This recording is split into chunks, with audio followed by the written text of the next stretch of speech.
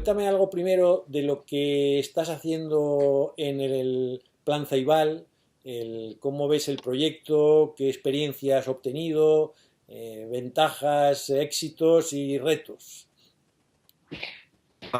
Bueno, lo que el Plan Ceibal es un programa de Estado que se creó hace 10 años, centrado en el tema de equipamiento de tecnología, con un mandato de política pública de convertir un privilegio en un derecho básico de la ciudadanía, especialmente en niños, entregándole a los niños dispositivos y a las escuelas conectividad. Quizás la gran particularidad es que en este país se decidió hacer esto a escala nacional. Es un país pequeño, pero se entregó a todos los niños esto y por lo tanto rápidamente se convirtió en un laboratorio muy interesante para ver lo que podía o lo que no podía pasar, alcances y posibilidades, así como limitaciones, ¿no? Ahora, a un buen camino y a un buen andar, decidieron crear un centro de investigación independiente, autónomo, que pudiera evaluar y analizar tanto lo que ocurría en el país como evaluaciones con perspectiva comparada de lo que estaba generando con las tecnologías y lo que aún quedaba por generarse, ¿no? Entonces así es como yo me vine para acá. Ahora, ¿cuáles son los retos? Yo creo que el principal reto, que me parece que es el más interesante, es que en un programa de equipamiento tecnológico, los retos van mucho más allá de la tecnología. Puede parecer una contradicción, pero la entrega de tecnología, la actualización de los dispositivos, dependiendo de la edad, los tipos de dispositivos, hoy día ya no es un desafío, está instalado como un modus operandi y el desafío está en cambiar la cultura de la educación, en la cultura docente, la manera de entender lo que es la escuela y la manera de reconcebir, creo yo, los contextos donde se aprende. Bueno, un reto enorme. Y durante este tiempo, ¿qué cambios tú has percibido en la estructura de la educación, en la oferta educativa y en la actividad de los profesores? ¿Crees que se han producido estos cambios a los que aspiras o es más complicado de lo que inicialmente uno puede pensar? A diferencia, es una muy buena pregunta, a diferencia de muchos otros programas de equipamiento tecnológico que me ha tocado ver en el mundo, aquí la meta era inclusión. ¿Sí? No era lo que uno suele ver en este tipo de programas, que es la escuela del siglo XXI, el docente digital, era muy distinto, era un tema de inclusión, ¿no? Por lo tanto, las prioridades son un poco distintas. Era que el quintil de menor ingreso y el mayor resolvieran el tema del acceso. Ahora, obviamente, la segunda capa de la innovación tiene que ver con cambiar la cultura de aprendizaje. Si eso se ha visto permeado en la estructura del ecosistema educativo, yo te diría que en alguna medida, pero no necesariamente se ha convertido en una condición sine qua non para la transformación. La vieja curva de Rogers sigue aplicando. Hay unos primeros adoptantes que están fascinados, hay un grupo que a veces lo utiliza y hay un grupo que es resistente. En eso es interesante porque otros países que no tienen este tipo de equipamiento dicen, cuando tengamos la tecnología se va a generar el cambio. Y aquí, que ya la tecnología no es un elemento transformador porque está en el ecosistema desde muchos de estos niños, mucho antes que entraran a la escuela, obviamente los cambios de innovación cultural son los que son realmente complejos. Vamos a abrir la perspectiva, ¿no? Ya me has escuchado sobre la experiencia uruguaya. Yo tengo en fin, lo conozco por haber estado por allí, me parece un proyecto admirable, pero distanciémonos de la experiencia uruguaya y me gustaría hacerte dos preguntas en relación con educación y tecnología. La primera es tu valoración de la educación en la actualidad. Es decir, ¿tú crees que es una estructura muy conservadora? ¿Tú crees que, en fin, que ha habido cambios en estos últimos años? Primera pregunta. Segunda, ¿consideras que las tecnologías, la incorporación de las tecnologías pueden favorecer y facilitar los aprendizajes de los alumnos? Y la tercera es el tema de la equidad. En fin, ¿no crees que existe el riesgo de que la tecnología pudiera ampliar la brecha entre los aprendizajes de unos y otros? ¿O crees que puede servir realmente como un instrumento de equidad entre los alumnos de distintos contextos socioculturales? Perfecto. Yo creo que a diferencia, es una buenísima pregunta, me pones en aprietos, pero me parece muy bien.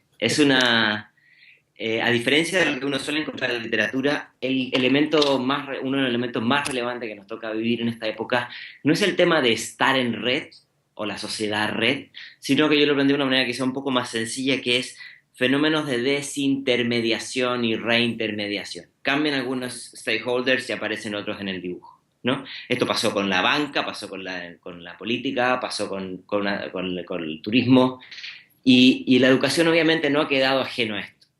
Ahora, en estos fenómenos de re y desintermediación empiezan a aparecer otros actores, otras instituciones que se dedicaron a vender tecnología toda la vida, ahora ofrecen servicios educativos, y la educación queda en un jaque de, bueno, ¿está en condiciones de ponerse al día de estas transformaciones bajo esta nueva regla de desintermediación?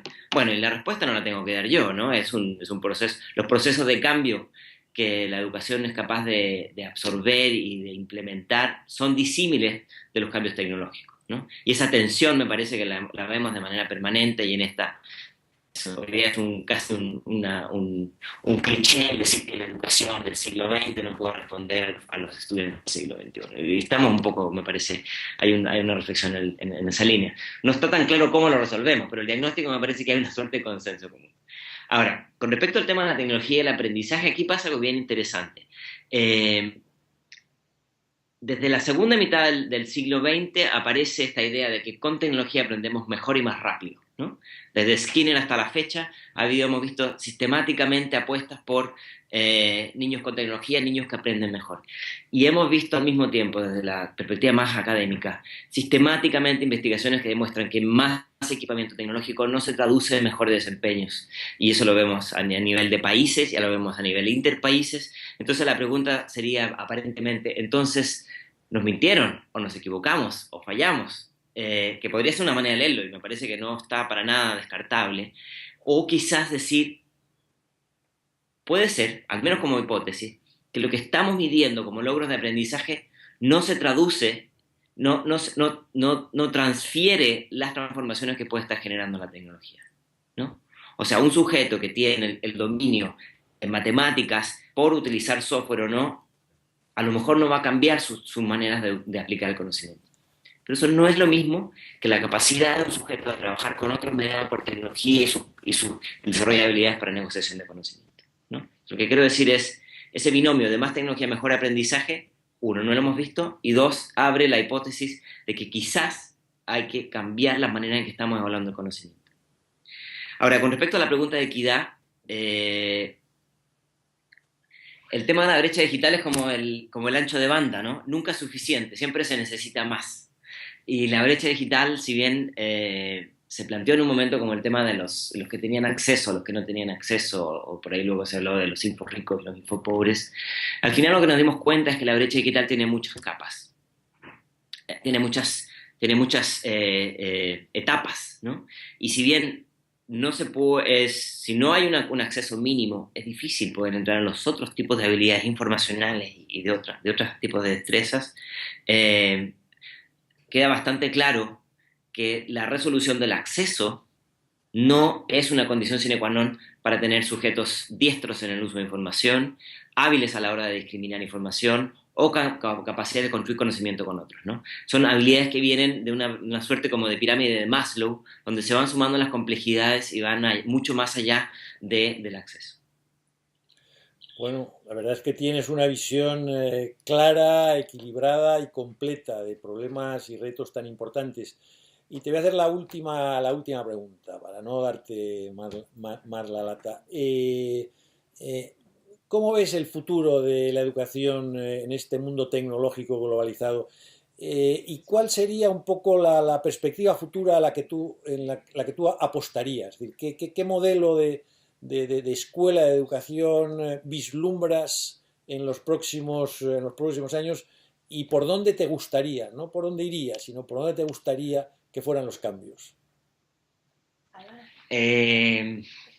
Esta pregunta está buenísima. Yo creo que a diferencia de las dicotomías de si va a ser mejor o peor, creo que va a ser un poco de todo, ¿no? Lo que estamos viendo hoy día es que hay un proceso de tercerización de muchas habilidades. Los robots se han hecho mucho más listos con toda la explosión de inteligencia artificial, y me parece que eso trae preguntas centrales en para qué estamos formando, ¿no? Y a quiénes estamos formando y en qué mundo se van a tener que desempeñar esas personas. Yo te decía que la desintermediación me parece que es uno de los fenómenos que mejor describe esta etapa y ese proceso de desintermediación, que ojo, no es más tecnología, es redefinición de los stakeholders, lo que implica el concepto de expertise, lo que implica el concepto de ser una entidad que enseña y un sujeto que aprende, están redefiniéndose. Me parece a mí que la principal transformación y la más acelerada no está tanto en educación, sino que está en aprendizaje. El aprendizaje es lo que hemos visto que se ha transformado a una velocidad muy interesante, ¿no? Lo que se consigue por aprendizaje, los contextos de aprendizaje, las dosis de aprendizaje se han diversificado y fragmentado de una manera que han ido mucho más allá de lo que definen las políticas públicas e incluso lo que se pudo predecir con equipamiento tecnológico. Entonces, ¿hacia dónde me gustaría a mí ver la transformación de la educación? En una ecología más permeable y más porosa a estas transformaciones, donde uno pueda volver a la escuela en distintos momentos de la vida, donde uno pueda combinar disciplinas de una manera mucho más natural, donde uno pueda combinar el aprender y el enseñar de una manera mucho más orgánica, que es como lo hacemos nosotros en la vida cotidiana más allá del aula. Esos son los cambios que quisiera ver, que no necesariamente están vinculados a tecnología, sino que con una visión, como decía, quizás más ecológica del aprendizaje. Muy bien, Cristóbal, muchísimas gracias. Me ha parecido muy sugerente todo lo que has dicho